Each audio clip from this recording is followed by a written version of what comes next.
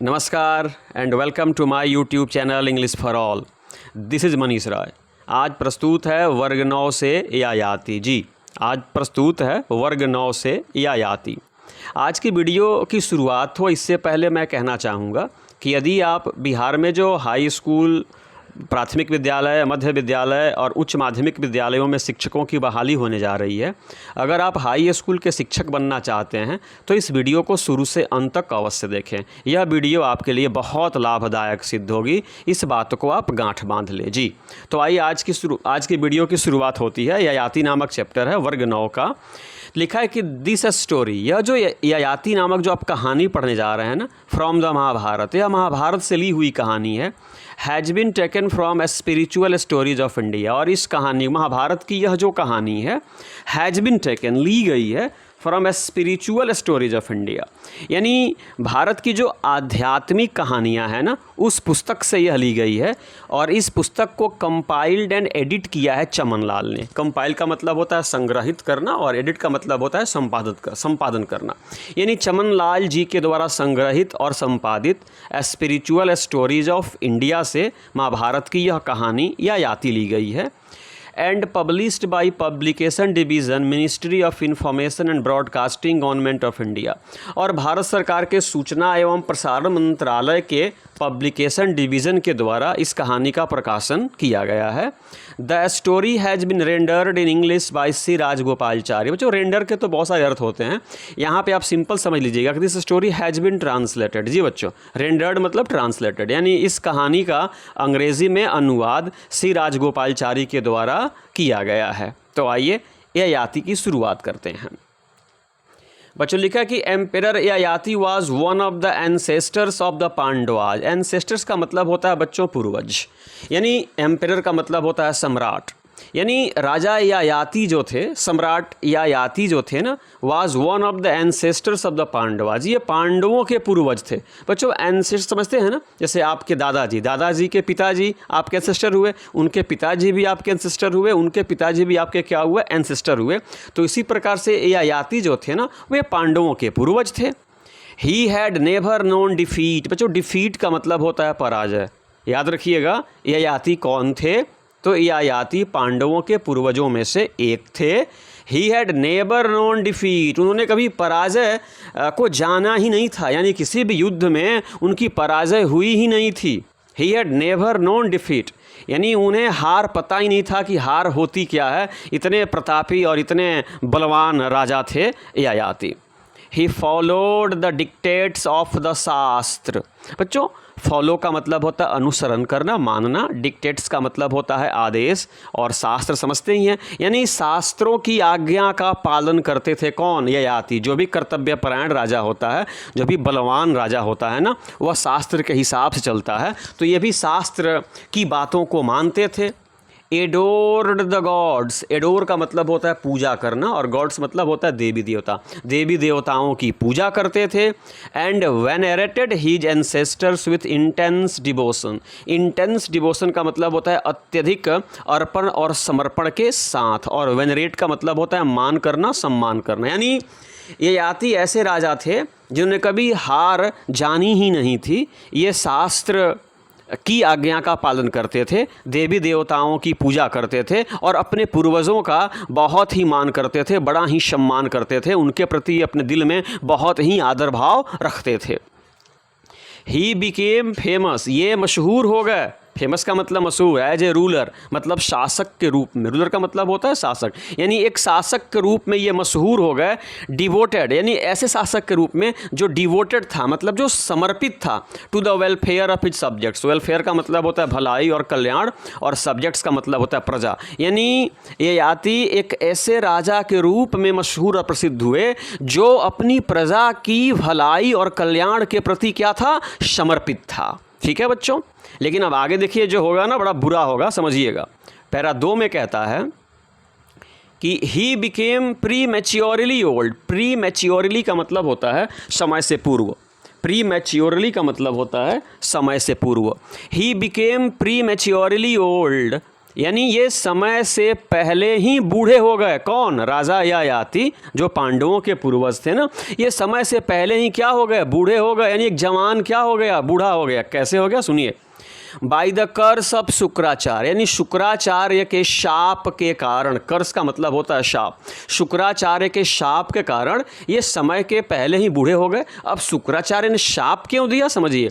For having wronged his wife Devayani, यानी ययाति की पत्नी थी जिनका नाम था देवयानी, यानी अपनी पत्नी देवयानी के साथ इन्होंने धोखा किया था। राजा ययाति ने अपनी पत्नी देवयानी के साथ धोखा किया था। और देवयानी किनकी बेटी थी? तो दैत्य गुरु शुक्राचार्य की बेटी थी देवयानी। यानी कहने का मतलब हुआ कि ययाति यहाँ पे पति हुए, देवयानी जो थी वो ययाति की पत्नी थी, और शुक्राचार्य जो थे वो ययाति के ससुर जी थे और देवयानी के पिताजी थे। और शुक्राचार्य को पता ही नहीं, बहुत गुस्सैल हैं, राक्षसों के गुरु हैं ये।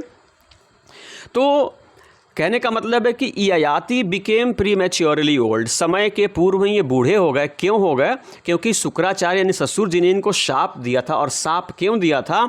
क्योंकि शुक्राचार्य की बेटी जो देवयानी थी, जो ययाति की पत्नी थी ना, तो ययाति अपनी पत्नी के साथ धोखा किए थे। तो धोखे के कारण ससुर जी ने यानी देवयानी के पिताजी ने, शुक्राचार्य जी ने ययाति को शाप दिया कि जाओ तुम भरी जवानी में क्या हो जाओ? बूढ़े हो जाओ। और ये बूढ़े हो गए। मैं यहाँ पे बताना चाहूँगा कि शुक्राचार्य ने शाप क्यों दिया। तो मैं कहना चाहूँगा बच्चों कि जब ययाति की शादी हुई देवयानी से ना, तो देवयानी के साथ एक नौकरानी भी देवयानी के साथ एक नौकरानी जिसका नाम था शर्मिष्ठा, वह भी राजा ययाति के घर पे आई हुई थी।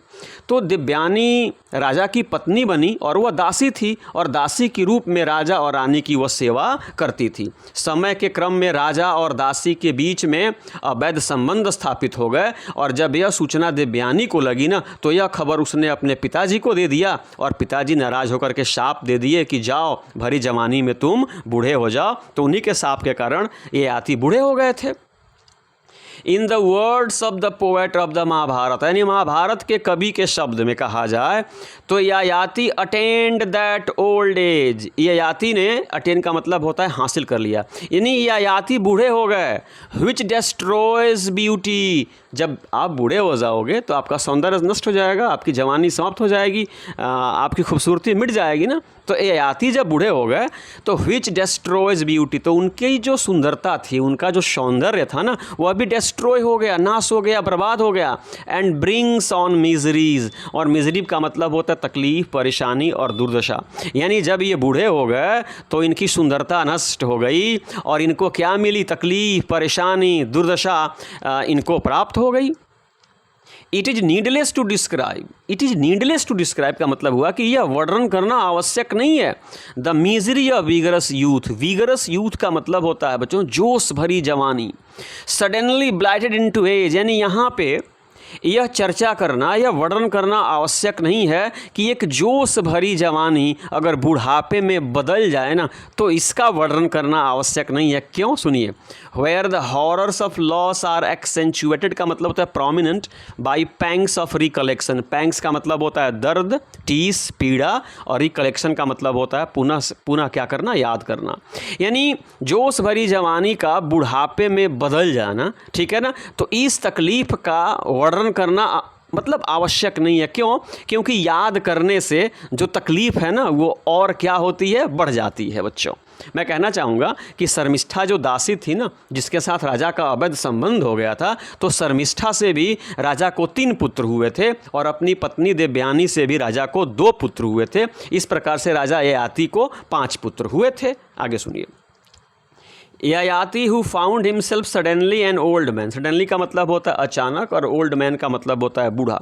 यानी ययाति जो अचानक अब अपने आप को एक बूढ़े व्यक्ति के रूप में देख रहे थे, ये बूढ़े हो गए थे। यानी एक 30-35 का व्यक्ति 70 का व्यक्ति बन गया था। वाज स्टील हॉन्टेड, स्टील का मतलब होता है अभी भी, और हॉन्टेड का मतलब होता है दिमाग पर छाए रहना। द डिजायर का मतलब होता है इच्छा, पर सेंसुअल इंजॉयमेंट, सेंसुअल इंजॉयमेंट का मतलब होता है शारीरिक आनंद, शारीरिक सुख कहिए, यौन आनंद या यौन सुख कहिए या काम सुख कहिए।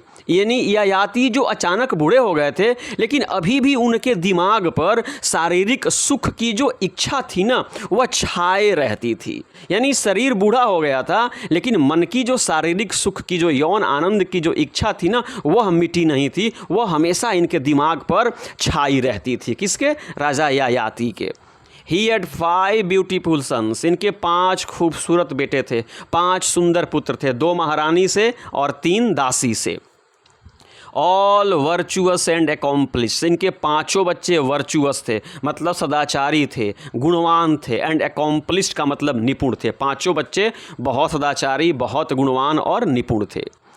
Yayati called them and appealed piteously to their affection. अब राजा ययाति जो थे ना, अपने 5 पुत्रों को उन्होंने बुलाया, and appealed piteously to their affection, और उनसे दया की भीख मांगी। देखिए, एक बाप अपने बेटों से दया की भीख मांगता है, और क्या मांगता है जब आप सुनेंगे ना तो आप चौंक जाएंगे, आप सोच में पड़ जाएंगे, है ना। अब राजा ने अपने 5 बेटों को बुलाया और उनसे दया की भीख मांगी। क्या मांगी सुनिए। The curse of your grandfather, the curse, curse का मतलब शाप, तुम्हारे नाना जी के शाप के कारण, तुम्हारे नाना जी के शाप ने has made me unexpectedly, unexpectedly का मतलब अकस्मात रूप से, एंड प्री मैच्योरली ओल्ड, और समय से पूर्व। यानी आपके 5 पुत्रों से ययाति ने कहा कि आपके नाना के शाप के कारण अप्रत्याशित रूप से और असामयिक मैं बूढ़ा हो गया हूँ। यानी मेरी उम्र 30 थी और अब मैं 70 का हो गया हूँ। I have not had my feel of the joys of life, Joy of life का मतलब जीवन का आनंद, यानी जीवन के जो सुख है ना, उसको मैंने भोगा भी नहीं है। यानी भरी जवानी में मैं बूढ़ा हो गया हूँ, मेरा शरीर अब काम नहीं करता, मेरे अंग मेरे साथ नहीं देते, लेकिन अभी भी यौन सुख लेने की मेरी इच्छा कर रही है। तो मैं 35 में ही 70 का हो गया हूँ, तो मैंने जीवन का आनंद भी नहीं लिया है। For not knowing what was in store for me, कि जीवन में क्या क्या आनंद होते हैं। इन स्टोर का मतलब होता है पहले से उपलब्ध होना। जीवन में कौन कौन से आनंद होते हैं ये मैंने जाना भी नहीं है। बेटों, मैं तुम लोगों से कहता हूँ कि भरी जवानी में बूढ़ा हो गया, मैंने जीवन के सुख क्या होते हैं जाना भी नहीं, है ना। I lived A life of restaurant, restaurant का मतलब होता है संयम, मैंने संयम का जीवन जिया है। Denying my self even lawful pleasure, यानी जीवन के जो लॉफुल प्लेजर होते हैं, प्लेजर का मतलब सुख होता है, आनंद होता है, जो वैध सुख होते हैं, आनंद होते हैं, जो हर व्यक्ति अपने जीवन में जिस आनंद को प्राप्त करता है, वह आनंद भी मैं नहीं ले पाया हूँ। मेरे बेटों, ध्यान से सुनो। One of you ought to bear the burden of my old age, तुम में से कोई एक, वन ऑफ यू, अरे मेरे 5 पुत्रों, तुम में से कोई एक, ought to bear the burden, burden का मतलब होता है बोझ, मेरे इस बुढ़ापे के बोझ को ले लो, and give his youth in return, return का मतलब होता है बदले में।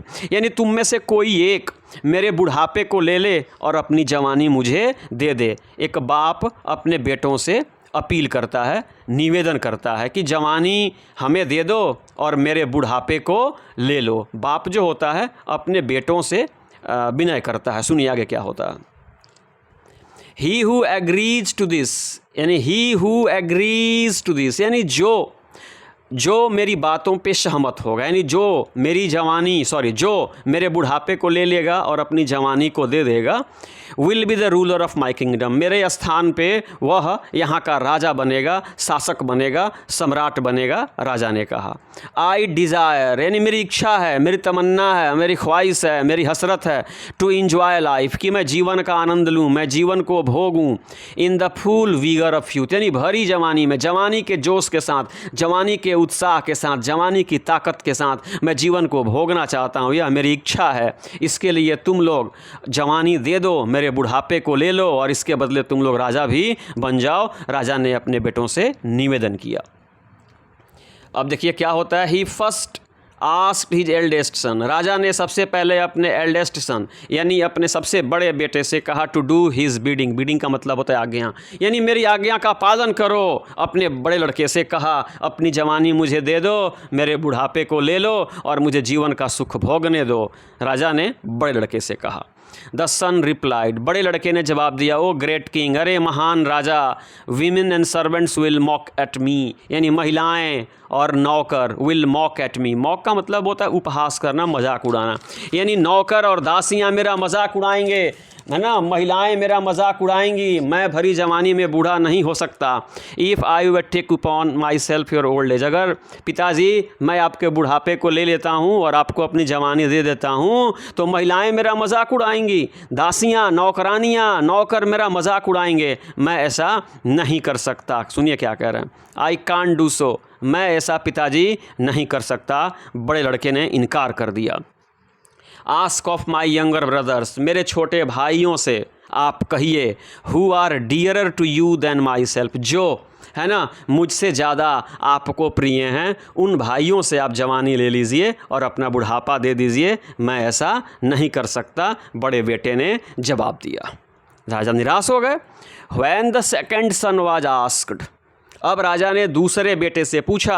ही gently refused with the word, उसने बहुत ही जेंटली मतलब विनम्रता पूर्वक, रिफ्यूज़ मतलब इनकार कर दिया, ये कहते हुए कि फादर, पिताजी, you ask me to take up old age, आप मुझसे कहते हो कि मैं आपके बुढ़ापे को ले लूँ, which destroys not only strength and beauty, इससे केवल मेरे शरीर का ताकत ही नहीं जाएगा बल्कि मेरी खूबसूरती, ब्यूटी भी चली जाएगी, बटल्स हो साथ ही साथ, as far as I see wisdom, मेरी बुद्धि भी चली जाएगी, मेरी अक्लमंदी भी चली जाएगी, मेरी समझदारी भी चली जाएगी। I am not strong enough to do so, मैं ऐसा करने, मैं इतना ताकतवर नहीं हूँ कि आपको अपनी जवानी दे दूँ और बुढ़ापा ले लूँ, है ना। मैं नहीं चाहता कि मेरी ताकत नष्ट हो जाए, मेरा सौंदर्य नष्ट हो जाए, मेरी अक्लमंदी नष्ट हो जाए। पिताजी, यह काम मुझसे भी नहीं होगा। दूसरे बेटे ने भी पिताजी को निराश कर दिया।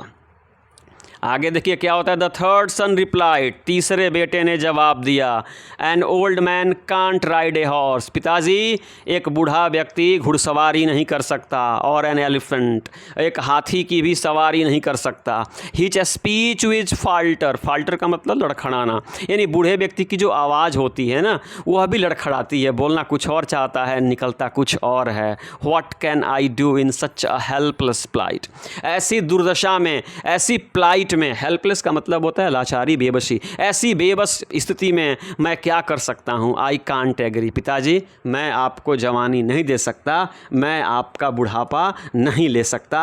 तीन बेटों ने इनकार कर दिया। अब देखिए क्या होता है। द किंग ग्रू एंग्री, राजा बहुत नाराज हुए। When he saw that his three sons had decline, decline का मतलब इनकार कर देना, to do as you wished, राजा ने जो इच्छा किया था, तीन बेटों ने इनकी इच्छाओं का कदर नहीं किया। राजा बहुत नाराज हुए, बहुत निराश हुए। क्या, जब इन्होंने देखा कि तीनों पुत्रों ने इनकी इच्छा को मानने से इनकार कर दिया। अब चौथे के पास जाते हैं, सुनिए। He hoped for better from his fourth son, यानी अपने चौथे बेटे से, होप मीन्स आशा करना, बेटर का मतलब अच्छा, यानी कुछ अच्छे जवाब का मतलब इच्छा किया। किसने? ययाति ने, कि ये इच्छा हुई कि चौथा बेटा कहीं जवानी दे दे और बुढ़ापे को ले ले। सुनिए क्या होता है। You should take up my old age, अरे मेरे चौथे बेटे, तीन ने इनकार कर दिया है, तुम अपनी जवानी दे दो और मेरे बुढ़ापे को ले लो। If you exchange your youth with me, youth का मतलब जवानी और एक्सचेंज का मतलब अदला बदली करना, अगर तुम अपनी जवानी मेरे बुढ़ापे से बदलते हो, I shall give it back to you after some time, तो कुछ समय के बाद, कुछ वर्षों के बाद मैं फिर से तुमको तुम्हारी जवानी लौटा दूंगा और अपने बुढ़ापे को ले लूँगा। With which I have been कर्स, यानी जो सज़ा मुझको मिली है, जो शाप तुम्हारे नाना ने मुझको दिया है ना, तो कुछ दिन जवानी भोगने के बाद मैं तुम्हारी जवानी लौटा दूंगा और अपना बुढ़ापा ले लूँगा। तुम अपनी जवानी को मेरे बुढ़ापे से बदल लो, पिताजी ने चौथे पुत्र से कहा। क्या होता है सुनिए। The fourth son begged to be forgiven, चौथे पुत्र ने कहा कि माफ़ किया जाए। Fourth son begged to be forgiven, यानी उसने पिताजी से कहा कि माफ़ किया जाए। As this was a thing he could by no means, by no means मतलब किसी भी प्रकार से, कंसेंट टू का मतलब होता है सहमति, यानी पिताजी आप ऐसी चीज़ मांग रहे हो, मतलब जो देने में मैं असमर्थ हूँ या मैं अपनी सहमति नहीं दे सकता, मतलब मैं बुढ़ापा नहीं ले सकता और आपको जवानी नहीं दे सकता, वो कारण भी समझा रहा है। सुनिए।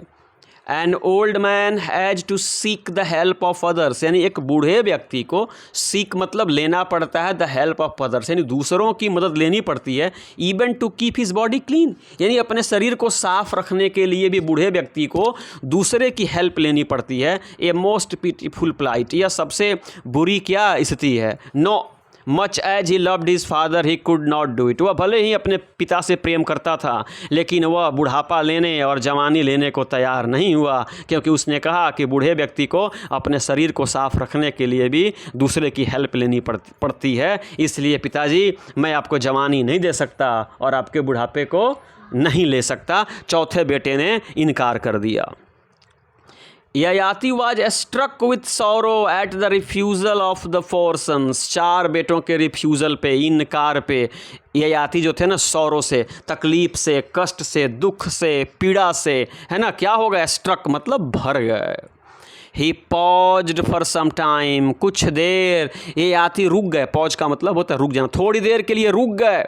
एंड देन सप्लिकेटेड हिज लास्ट सन, और तब ये अपने अंतिम पांचवें पुत्र जो दासी का पुत्र था ना उससे सप्लिकेट किया, उन्होंने निहोरा किया।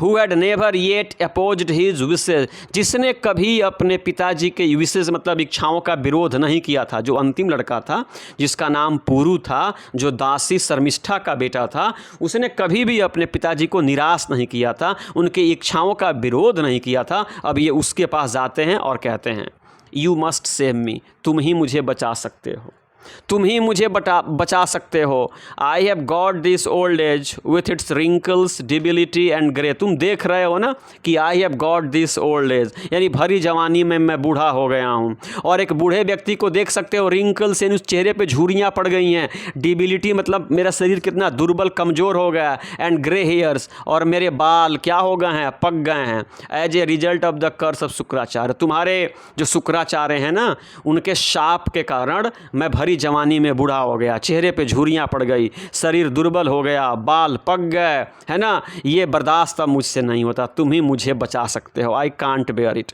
मैं इसको बर्दाश्त नहीं कर सकता, मैं जवानी का आनंद लेना चाहता हूँ, मैं सुख भोगना चाहता हूँ, तुम ही मुझे बचा सकते हो। If you take upon yourself these infirmities, यदि तुम इन कमजोरियों को ले लो, यानी तुम झुर्रियाँ ले लो, मेरी दुर्बलता को ले लो, पके हुए बाल ले लो, मतलब तुम बुढ़ापे को ले लो और जवानी दे दो। I shall enjoy life for just a while, थोड़ी ही देर, कुछ ही वर्ष मैं लाइफ को एंजॉय करूंगा, जीवन को भोगूंगा। And then give you back your youth, और तब तुमको तुम्हारी जवानी लौटा दूंगा। And resume my old age, और मैं अपना बुढ़ापा फिर से शुरू कर दूंगा। एंड ऑल इट्स सॉरोज, और बुढ़ापे की जो सॉरोज तकलीफ़ें होती हैं ना, डिबिलिटी, ग्रे हेयर, रिंकल्स, सब ले लूँगा, तुमको तुम्हारी जवानी लौटा दूंगा। बस कुछ वर्षों के लिए तुम जवानी दे दो, मैं जवानी भोगना चाहता हूँ, और जब मैं जवानी भोग लूँगा तो फिर से तुमको तुम्हारी जवानी लौटा दूंगा और अपनी बुढ़ापे को ले लूँगा।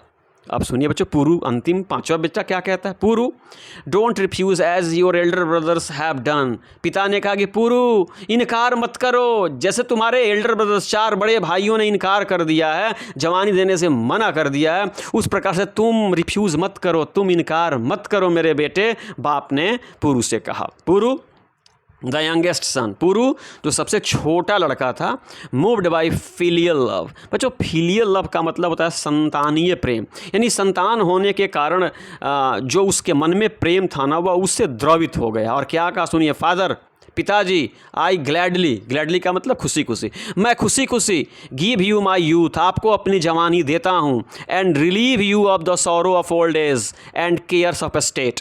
केयर्स ऑफ स्टेट का मतलब होता है राजकाज की जिम्मेदारी होती है, और यहाँ पे रिलीव का मतलब होता है मुक्त करना। लड़का कहता है कि पिताजी, आई ग्लैडली, मैं खुशी खुशी गिव यू माई यूथ, आपको अपनी जवानी देता हूँ। And relieve you of the sorrows of old age, और बुढ़ापे की जो तकलीफ़ें हैं उससे और आज काज की जिम्मेवारियों से मैं आपको मुक्त करता हूँ, मेरी जवानी ले लीजिए और अपना बुढ़ापा मुझे दे दीजिए। बी हैप्पी, लेकिन खुश रहिए, पांचवें बेटे ने पिताजी से कहा। फिर क्या होता है सुनिए, कहता है हियरिंग दीज वर्ड्स, इन शब्दों को सुनते ही Yayati become a youth, Yayati became a youth, इन शब्दों को सुनते ही ययाति जो थे ना वे युवा बन गए, वे जवान बन गए, और उनका जवान लड़का जो था ना वह बूढ़ा हो गया। Of his age and ruled the kingdom, Puru who accepted the old age, Puru जिसने बुढ़ापे को एक्सेप्ट कर लिया, स्वीकार कर लिया था, है ना। हिज फादर, अपने पिताजी के, रूल्ड द किंगडम, पिताजी के स्थान पे उसने राज्य पे शासन किया, and acquired great renown, renown का मतलब ख्याति होती है, और बहुत ख्याति हासिल की, बहुत लोकप्रियता हासिल की। मतलब जवानी दे देने के बाद जब ये बूढ़ा हो गया तो ये वहाँ का राजा बना और सुंदर तरीके से राजकाज चलाया, बड़ी इसको नाम मिला, ख्याति मिली, प्रसिद्धि मिली, और पिताजी जवान हो गए और जवानी का आनंद लेने में समय बिताने लगे। सुनिए क्या होता है। Yayati enjoyed life for long. बच्चों, ययाति ने जीवन को भोगा, लंबे समय तक जीवन को भोगा, लंबे समय तक जवानी का आनंद लिया, एंड नॉट सेटिस्फाइड, लेकिन संतुष्ट नहीं हुए। यानी ययाति बेटे की जवानी ले लिए, बेटे को बूढ़ा बना दिए, और बेटे की जवानी ले करके जवानी को भोगे, जवानी का आनंद लिए, लंबे समय तक आनंद लिए, बट नॉट सेटिस्फाइड। लेकिन बच्चों, उनका जो मन था ना, वो संतुष्ट नहीं हुआ, मन नहीं भरा, पिता का मन नहीं भरा।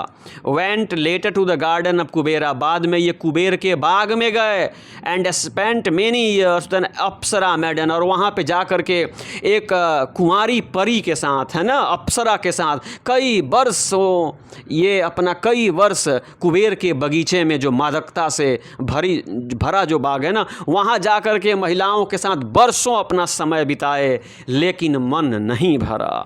After long years spent in vain efforts, vain efforts का मतलब है बेकार का प्रयास। टू क्वेंच, क्वेंच का मतलब होता है बुझाना, डिजायर का मतलब होता है इच्छा, और इंडल्जेंस का मतलब होता है आनंद, भोग, भोग विलास।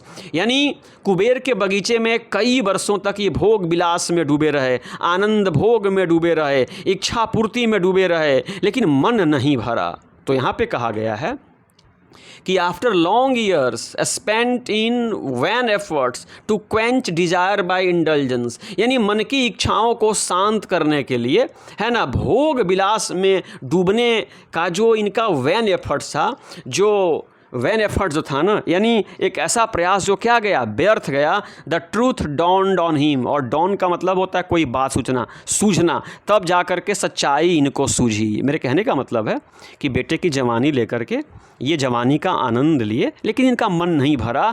तो जब मन नहीं भरा ना, तो कुबेर के बगीचे में गए, वहाँ अप्सराओं के साथ वर्षों इन्होंने समय गुजारा, लेकिन उन वर्षों में भी इनकी जो मन की इच्छा थी, जो कामेच्छा थी ना, वह पूरी नहीं हुई। और जब वह पूरी नहीं हुई, जब ये भोग भोगते भोगते जब इनका मन नहीं भरा ना, तो फिर the truth dawned on him, तो जो सच्चाई थी ना, वो इनके दिमाग में आ गई।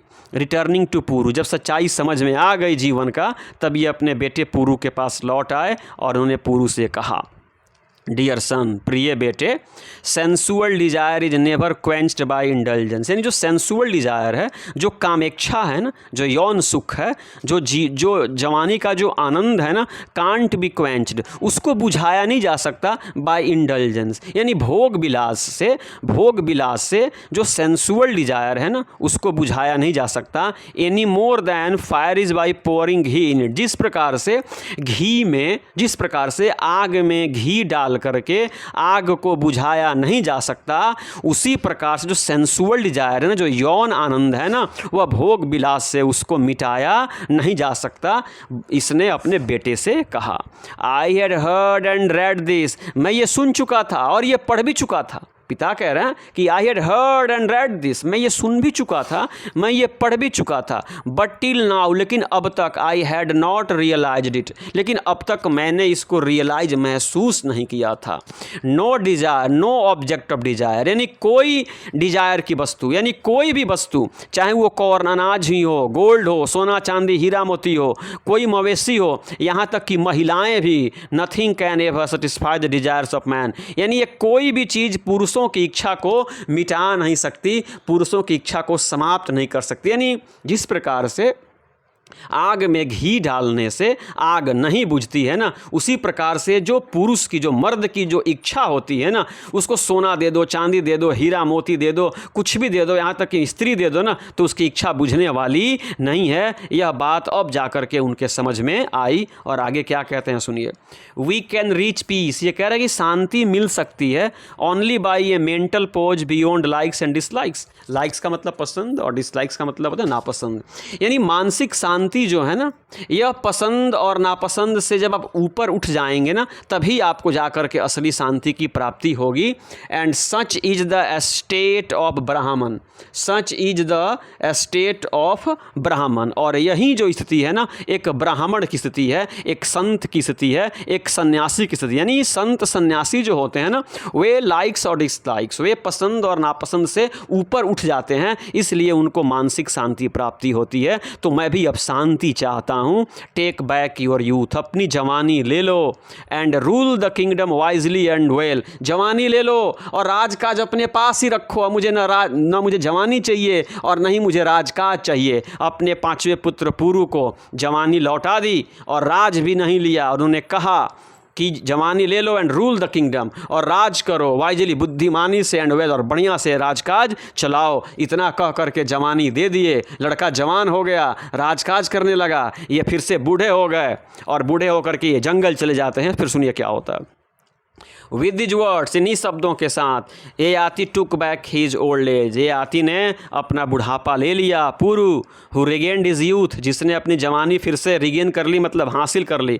Was made king by Yayati, Yayati के द्वारा राजा बना दिया गया। Who retire to the forest, और ययाति जो थे ना, रिटायर टू द फॉरेस्ट, ये जंगल चले गए। कहाँ चले गए बच्चों?